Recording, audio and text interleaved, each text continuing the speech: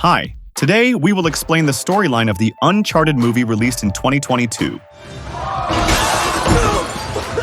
Sully! Well, let's get straight to the story. One night, brothers Sam and Nathan Drake, aka Nate, sneak into the Boston Museum. Sam invites Nate to steal a map made by Ferdinand Magellan, the first person to sail around the world. They eventually find a map that holds a secret about the location of Magellan's treasure somewhere. Magellan himself disappeared after successfully circumnavigating the world. However, their actions were caught by the police. As a result, they were both returned to the orphanage. The police will let Nate go free because he is a minor. However, he will arrest Sam. As they are about to say goodbye, Sam tries to escape through the window. He forbids Nate to come, but promises that he will return. Sam also leaves his necklace to Nate before leaving. Nate then finds the blank paper that Sam left behind. However, after lighting it with a flame, it says that Sam will always love Nate. I'll come back for you, Nate. 15 years later, Nate is an adult working as a bartender and has a knack for pickpocketing. That night, he took a bracelet from a female customer. Another patron named Victor Sullivan, aka Sully, saw and immediately reprimanded Nate. Nate was immediately nervous and told the man to leave because the bar was closed. Sully then invited Nate to work for him. However, Nate was not interested because he was already comfortable as a bartender. Well, you're wrong, and we're also closed.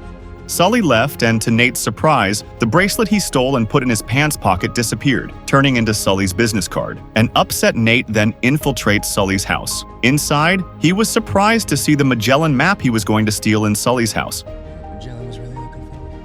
It turned out that Sully had been waiting for Nate's arrival. As soon as he saw Nate, he guaranteed that the map was authentic. Nate then said that Magellan was not the one who circled the world because he died in the Philippines. The person who made the map was Juan Sebastian Elcano, the skipper of Magellan's ship. Sully said that the treasure really exists. He explained that in the past, the cost of exploring the Earth was very expensive. Finally, a private financier from the wealthy Moncada family emerged and financed the Crusades and various other wars in the past. Moncada was willing to finance it as long as Magellan could bring home treasure in the form of gold. Nate looked confused how Sully knew all that. Sully admitted that he worked with Sam to track down the treasure hidden by Magellan. Sully also showed a photo of himself with Sam. However, Sam disappeared after they managed to steal Juan Sebastian Elcano's diary. According to Sully, if they can find the location of the treasure, chances are they will also find Sam. Here, Nate doesn't care about Sully's idea and decides to leave him. Arriving at the apartment, Nate looked back at the various postcards that Sam used to send. He also looked at photos of the two of them and wore a necklace left by Sam. I love you.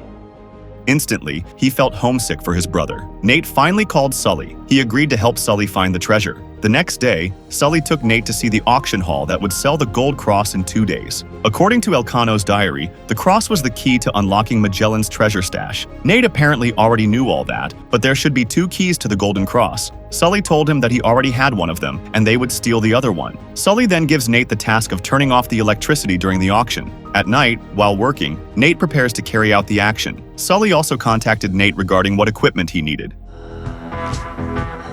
Nate said he needed a suit, iron cutters, and a cat that turned out to be for Sully so he wouldn't be lonely. The next night, they were ready for action. Sully gave them an intercom for communication. In the distance, they also saw Santiago Moncada, the last successor of the Moncada family, who was present to buy a gold cross. Apparently, the Moncada family is still after Magellan's treasure. Sully also told Nate to act quickly before being outdone. Sully also met Joe Braddock, Moncada's right hand. He said that Joe was a dangerous woman. Moments later, the auction begins. Nate sneaks upstairs. Joe feels suspicious and tells her men to follow Nate upstairs. Needlessly spilled.